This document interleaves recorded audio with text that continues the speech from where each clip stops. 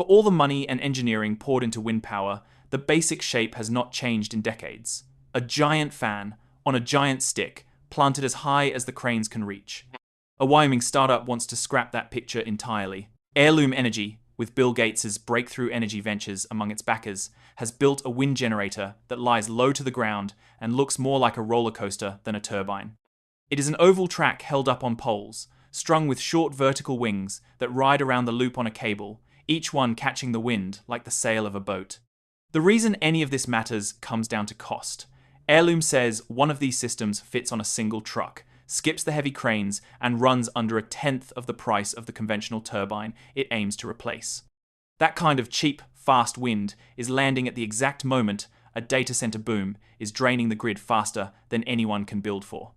But the design also sits in slower, rougher air near the ground, and it revives an oval wind concept that already collapsed once, back in the 1980s. So, the question we are chasing is a simple one. Has Airloom found something the whole industry missed, or just rediscovered an old dead end? For 30 years, the wind industry has chased a single strategy: build bigger. Taller towers reach stronger, steadier wind, and longer blades sweep more of it, so the machines have grown to almost unimaginable scale. A modern land-based turbine now sits on a hub over 330 feet up, with a rotor wider than a football field is long. That size buys energy, but it comes with a brutal logistics bill. A blade longer than 260 feet needs a steerable trailer, police escorts, and a route plan to dodge tight turns and low overpasses. Tower segments are sometimes too wide for a bridge, so developers occasionally pay to dismantle the road itself. Raising it all takes a rare heavy lift crane, and just mobilizing one to a remote site can cost hundreds of thousands of dollars. All of that complexity is the problem Airloom set out to bypass, and its roots are a clue to how. CEO Neil Rickner previously ran airborne turbine development at Google's Moonshot Lab, working on tethered kites that fly in circles to make power. Founder Robert Lumley came at it from windsurfing, sketching the concept almost a decade ago. The insight they borrowed from airborne wind is this: on a normal turbine, the inner part of each blade barely contributes any power, yet it carries most of the structural weight. The useful work happens out at the fast-moving tips, so why build the whole expensive tower and blade just to swing those tips around? Airloom's answer keeps the tips and throws away nearly everything else. Picture an oval racetrack lifted about 82 feet off the ground on simple steel poles. A high-tension cable runs the full loop, and bolted to that cable are a series of vertical wings, each one roughly 33 feet tall. They are built a bit like old fighter plane wings, with steel ribs under an aluminum skin. As wind blows across these wings, they generate lift, the same force that holds up an aircraft. Because the wings are locked onto the track, that lift pulls them along the rail and drags the cable around the loop. They work like sailboats, which can harvest wind from almost any direction except straight ahead. Down the long straight sides, the wings hold their best angle to the wind. At each curved end, a mechanism flips their orientation so they keep pulling as they round the bend. Instead of one giant gearbox, the moving cable runs past several small generators at ground level, which convert that linear motion into electricity. The whole apparatus stays low and light. To make it bigger, you simply extend the oval and add more wings. The payoff shows up in the parts list. Airloom says its system uses just 58 unique parts, against roughly 1,500 for a conventional turbine. It also carries around 40% less structural mass than a comparable 3 megawatt machine. That standardization lets a 2.5 megawatt setup ship on one flatbed and go up in about a day with an ordinary forklift. Set that against a traditional turbine, and the trade-off comes into focus. Because there is one thing the tall machine does better. It is not a small thing. A tower planted 330 feet up reaches genuinely better wind. Wind speed climbs with height, and since the power in wind rises with the cube of its speed, even a modest gain up high translates into a large gain in energy. Airloom's wings sit far lower, in slower air, so wing for wing they capture less. The company does not dispute this. Its whole argument is that the comparison should be made dollar for dollar, not wing for wing. This is where the numbers get striking, and where they need careful handling, because most of them come from Airloom itself. The company points to an example on its own site, a conventional 2.5 megawatt turbine costing around $2.1 million, against its own system at under $225,000. That is a roughly 90% cut in hardware cost. Factor in land, roads, and wiring across a full wind farm, and Airloom puts its version at about a quarter of the conventional price. The often quoted headline is a levelized cost of energy of just 1.3 cents per kilowatt hour. That figure deserves a caveat, and it answers a question worth asking directly. How does that compare to conventional wind? Today, it does not beat it. Airloom's own roadmap puts its current cost near $140 per megawatt hour, far above conventional wind. The plan is to fall to roughly $45 by 2027, which only brings it level with traditional turbines. The 1.3 cent figure is not expected until around 2030, and only if the technology scales as hoped. So the dramatic saving is real on the capital side today. On the price of the actual electricity, parity is a future target, not a present fact. There is also a land argument that sets the design apart.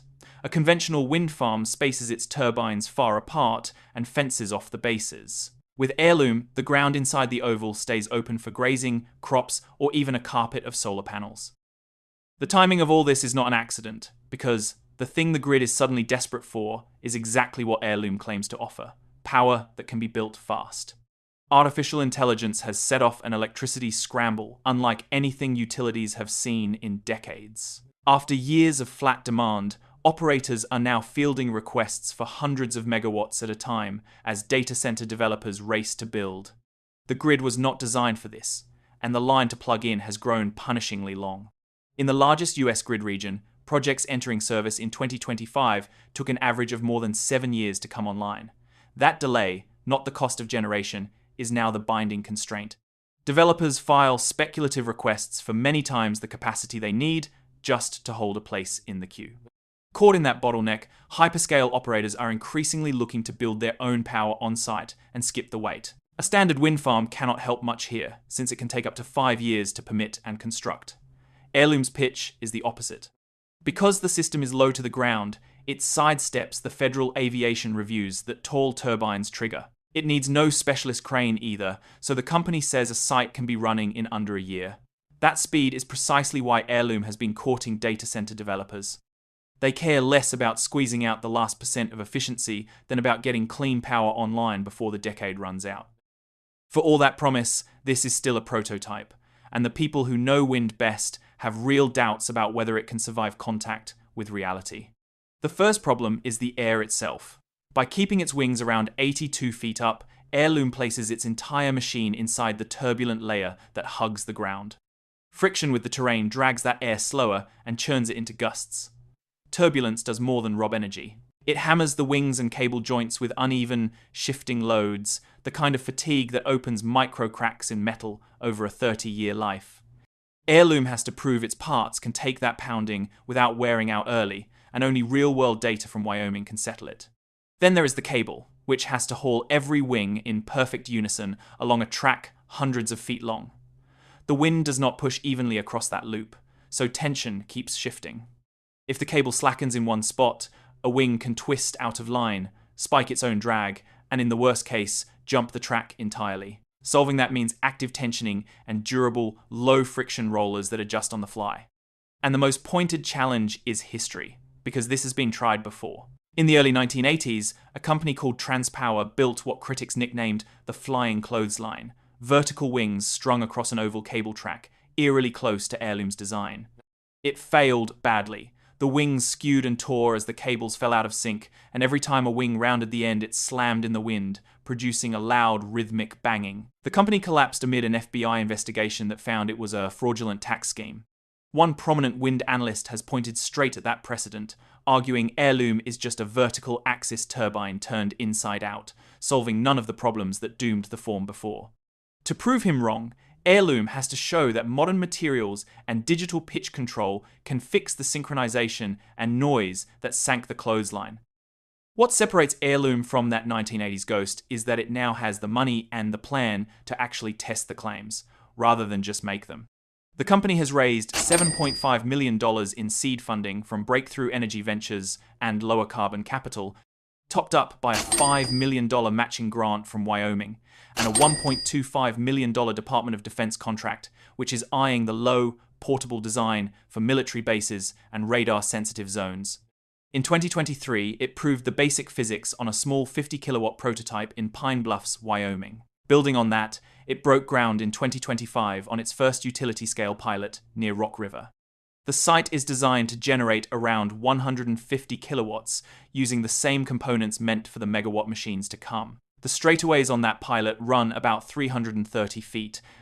On a full commercial system, they would stretch past 1,600 feet. If the pilot performs, commercial scale demonstrations are targeted for 2027. That pilot is the whole story now. It is where the durability questions, the synchronization worries, and the cost projections either hold up or fall apart. Everything before it has been promising physics and company math. Everything after depends on what the Wyoming wind does to the machine. Which brings us back to where we started, and to a genuinely open verdict. The capital savings are dramatic on paper, the land underneath stays useful, and the timing could hardly be better for a grid gasping for fast, cheap power. Against that sits slower ground-level wind, a punishing fatigue environment, company-supplied numbers no one has independently checked, and the long shadow of a near-identical idea that already failed. So here is the question worth sitting with. If you were a data center developer staring down a 7-year wait for grid power, would you bet on an unproven machine that could be running in 12 months and might just be the cheapest wind ever built?